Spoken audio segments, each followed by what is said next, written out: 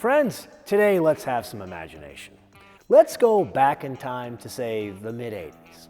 And you are an engineer at a small but profitable car company in southern Bavaria, and you go to your boss with a hell of an idea. You say to him, let's pilfer the engine out of our biggest car, tune it a bit, and then put it in our mid-size business class sedan. Then we'll tune the suspension so we'll beat the Americans at this stupid muscle car game. And then we'll make it look just a little bit different, but still keep its stealth. Now, be honest with yourself. Do you think that idea would still be around 32 years later?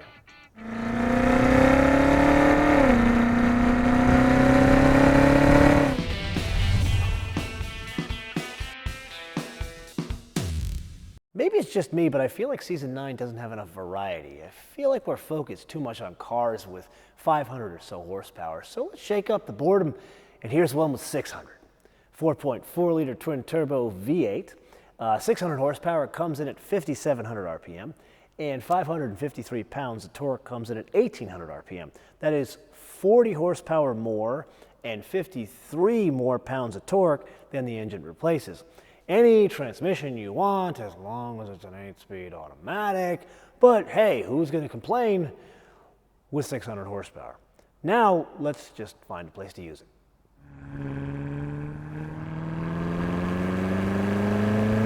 We've got more power coming in significantly faster than previous generations of M5, and let's see if it's usable through this technical part here.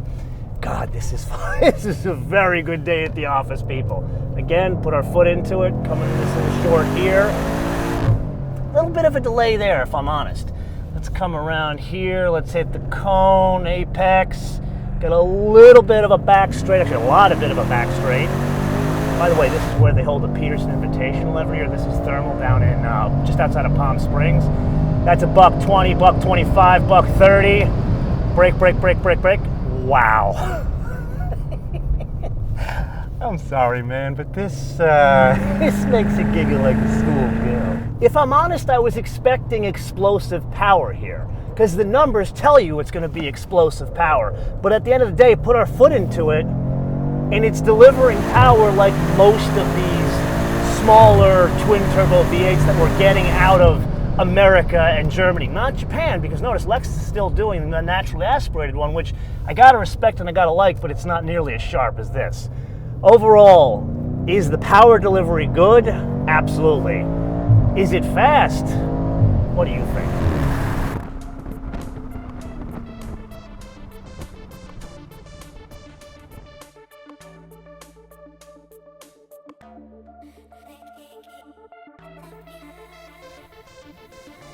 So 600 horsepower and 553 pounds of torque can solve an awful lot of problems on a racetrack, but there are some other facts and figures that you need to have floating around in your brain while you watch the rest of this episode. Some include the wheels, the car we're driving 19-inch in diameter, then the front suspension or wishbones, the rear is a multi-link unit, then anything you want as long as it's fitted with all-wheel drive. Don't panic, there is a switch to turn off the front wheels. Then there's the size, and I think this is the most important figure that you need to really understand. The total length of that M5 that's screaming around the track, 195.5 inches, but more importantly, the wheelbase, 117.4. As a basis of comparison, the larger Panamera is only 2 inches longer in wheelbase. Put another way, this is 4,370 pounds that we are throwing around that racetrack. So, now that you know that, let's get to the rest of the episode.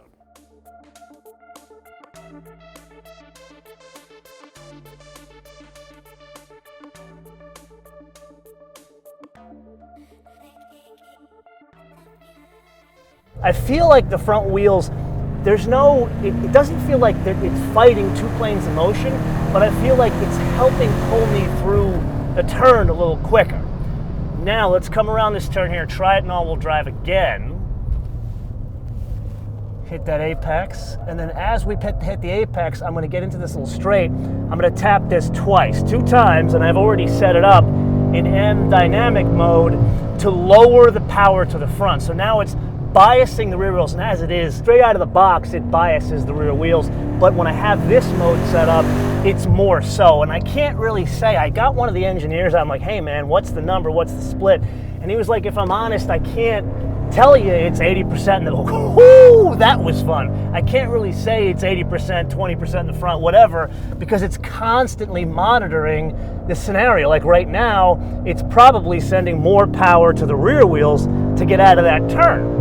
I feel like when we get into this mode, I can have a little fun with it. You can see I can let the back end out a little bit there, which makes it a bit more fun. Would I call it hairy-chested? No. It just feels a bit sharper when I put it into this more dynamic mode. Trail brake through there. Let's hit the apex. God, this thing, it's big, but oh my God, is it more fun. I feel like I can drive the car more with my right foot than I can in the all-wheel drive mode. That's the big difference. Oh, man, this is good, people. This is really good. I will say, man, this is a big, heavy track car. You know me, I'm a Lotus guy. Actually, now I'm more of a GT3 guy.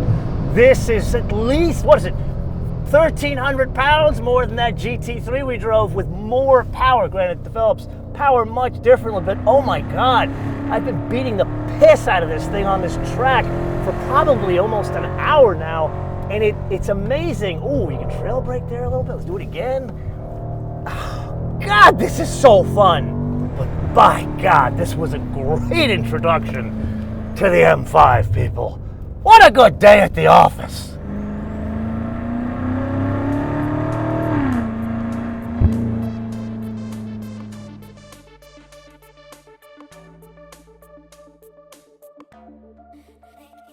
Now, this is the part of the episode where I have to share a disclaimer with you.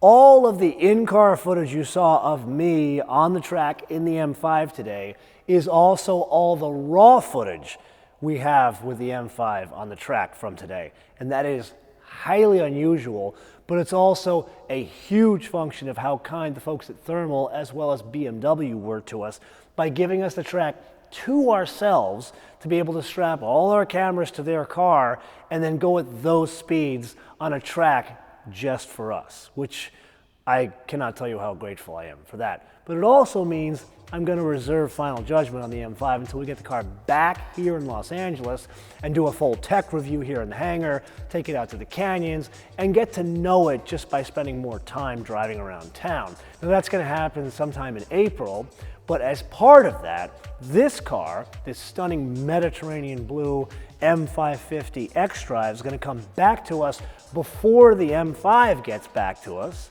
and we're going to spend some time shooting this as well.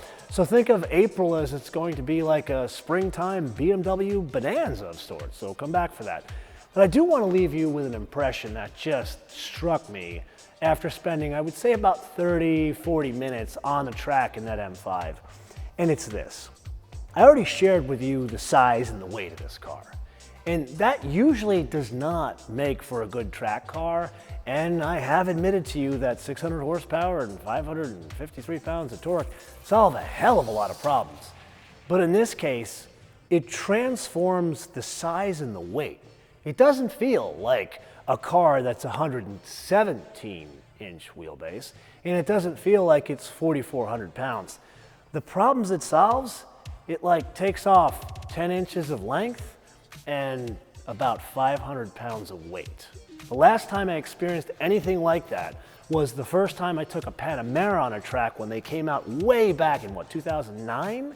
And that was a 4,000 pound car that felt like a 3,000 pound car. So think of this as the Panamera experience in the BMW world, at least on the track. Until I see you next time, especially with the BMW Bonanza of April, bis später.